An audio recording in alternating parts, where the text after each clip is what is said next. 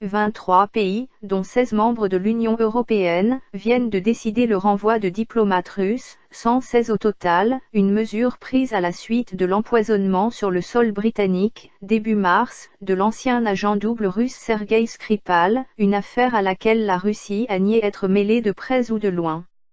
Menée par les États-Unis, qui ont ordonné l'expulsion de 60 diplomates, suspectés d'être des agents de renseignement, et la fermeture du consulat de Russie à Seattle, cette ligue, inédite dans les relations internationales, risque d'aggraver davantage les rapports déjà compliqués entre la Russie et les pays occidentaux, une conséquence des différents conflits de ces dernières années, où les intérêts ont fondamentalement divergé, mettant le monde dans un quasi-état de guerre froide.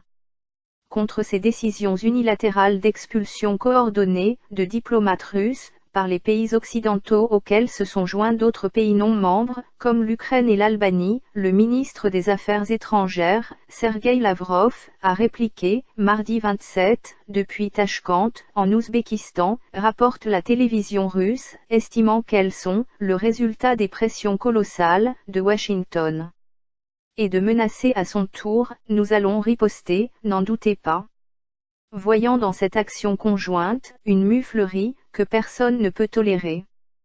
Quand on demande à un ou deux diplomates de quitter tel ou tel pays, tout en nous murmurant des excuses dans l'oreille, nous savons précisément que c'est le résultat des pressions colossales, d'un chantage colossal qui constitue, malheureusement, l'arme principale de Washington sur la scène internationale, a déclaré Sergueï Lavrov, cité par la télévision russe. La riposte symétrique aux décisions d'expulsion des diplomates russes des capitales occidentales devrait intervenir très rapidement, a indiqué Maria Zakharova, le porte-parole des Affaires étrangères, défiant ainsi la coalition solidaire de la Grande-Bretagne.